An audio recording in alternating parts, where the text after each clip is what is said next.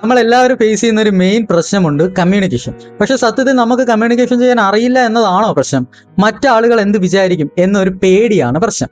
ആ first step എടുക്കാനുള്ള ഒരു ഫിയർ ഉണ്ടല്ലോ, അതാണ് നമ്മൾ എപ്പോഴും പിറകോട്ട് വലിക്കുന്നത്. നിങ്ങൾ എത്ര ടാലന്റഡ് ആയാലും എത്ര സ്കിൽഡ് ആയാലും നിങ്ങളുടെ ഐഡിയാസ് മറ്റുള്ളവരിലേക്ക് കൺവേ ചെയ്യാൻ പറ്റിയില്ലെങ്കിൽ that hidden potential is completely useless.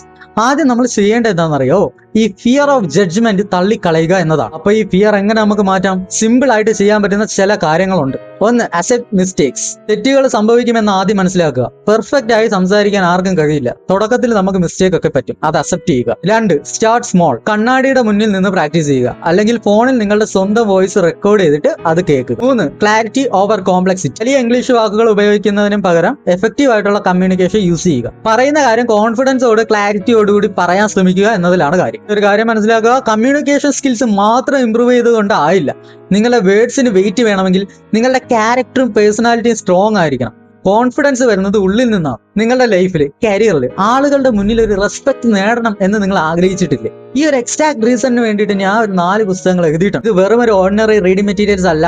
International ലെവലുകളിൽ ആളുകൾ യൂസ് ചെയ്ത സ്ട്രാറ്റജീസ് വെച്ചിട്ട് നിങ്ങളുടെ സെൽഫ് ഡൗട്ടിനെ മാറ്റി ഒരു സ്ട്രോങ് ക്യാരക്ടർ ബിൽഡ് ചെയ്യാനുള്ള ഒരു ബ്ലൂ പ്രിന്റ് ആണ്. നിങ്ങളുടെ ബെസ്റ്റ് വെർഷൻ ആവാൻ നിങ്ങൾ റെഡി ആണോ? എങ്കിൽ it's time to invest in your self. The world doesn't wait for anyone. Make the decision today and grab your copy now.